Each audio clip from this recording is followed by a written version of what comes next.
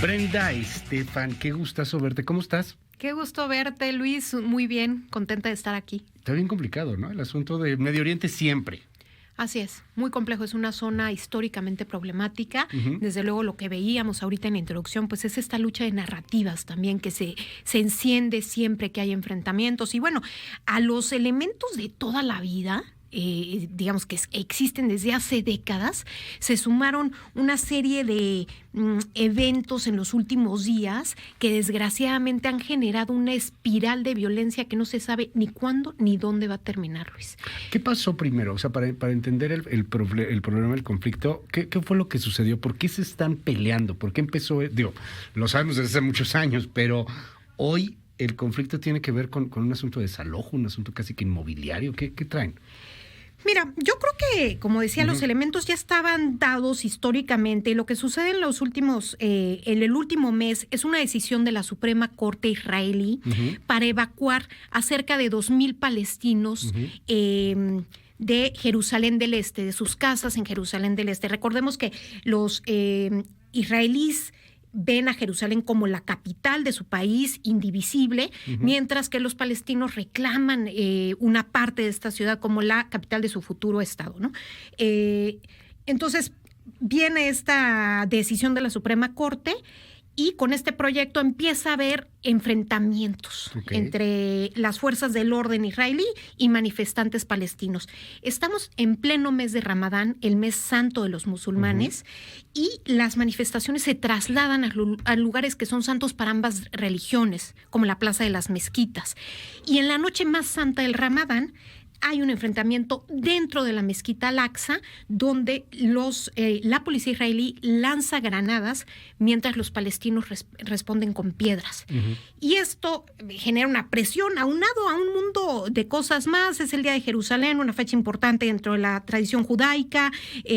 Hay por ahí un video que se vuelve viral en TikTok de un joven musulmán cacheteando a un clérigo judío. Y esto calienta los ánimos y jamás, digamos, pasa de esta confrontamiento en calle. El grupo islamista Hamas lanza desde Gaza una serie de cohetes contra Israel. Israel tiene este escudo antiaéreo, escudo de hierro, el famoso uno de los escudo mejores antihierro del mundo, si no es que el mejor del mundo por el tamaño de territorio que tiene Israel. Por eso veíamos, lo platicábamos, ¿no?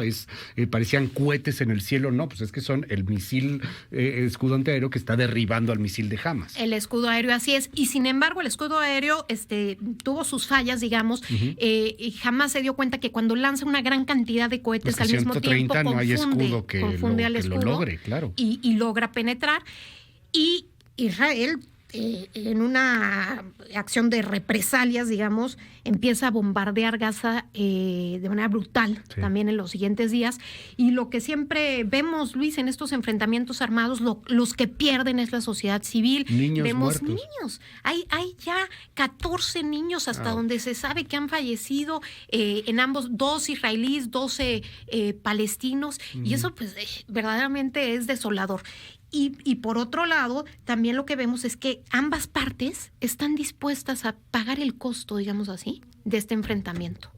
Entonces, saben que viene una represalia y seguirán, digamos, de los dos lados. ¿Qué consecuencias tiene este enfrentamiento? ¿Cuáles son los costos? Ok, para el Medio Oriente, horrible en materia humanitaria, nada más. O sea, las imágenes de los niños, la imagen de antier, si no me equivoco, del Washington Post y de varios medios de comunicación, pero recuerdo el Washington Post que era, pues ahí en Gaza, una fotografía en cómo había llegado ahí uno de los bombazos, la gente estaba ahí corriendo.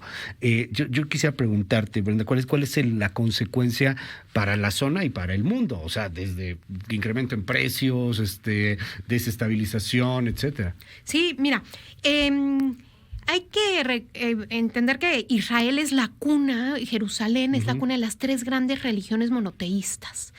Y esto puede tener reverberancia en otras latitudes en donde hay presión religiosa, digamos, en donde la tensión religiosa entre grupos de musulmanes y judíos o incluso cristianos está latente. Entonces esto pudiera replicar la violencia en otras latitudes. Por otro lado, Israel está enclavado en una región altamente volátil. Entonces, lo que puede suceder, desde luego, es que el caos se contagie a otros países más allá de los actuales, ¿no? Del conflicto entre Palestina e Israel. Entonces, claro que hay un potencial de un caos regional en una zona que además es importante decir, pues, que es una zona petrolera, corazón petrolero del mundo, desde luego que podría tener implicaciones para los precios del petróleo, en cuanto a lo que preguntabas. Y lo más preocupante, la pérdida de vidas humanas, el tema humanitario que mencionabas.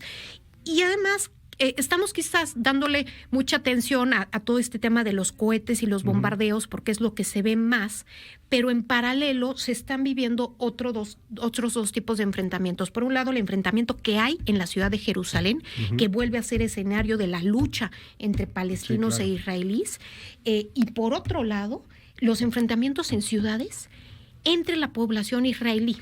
21% de la población israelí es árabe. Y hoy vemos enfrentamientos entre israelíes judíos y israelíes árabes en ciudades como Lod, como Haifa. En Lod ya hay toque de queda. Así es, y se puede, hay potencial de que esto genere un conflicto, una guerra civil. Ahora, Biden dándole el espaldarazo a Israel, los fortalece. Benjamín Netanyahu no está en su mejor momento, tampoco hay que decirlo. Hay un asunto electoral ahí muy complejo en Israel. ¿Qué opinas de eso? Estados Unidos apoyó a Israel y dice sí, tiene derecho a responder y defenderse contra Hamas. Sí, Estados Unidos, a pesar de lo que algunos hubieran pensado, que con un gobierno demócrata de Joe Biden iba a adoptar otra postura, pues adoptó la tradicional postura estadounidense de apoyo a Israel.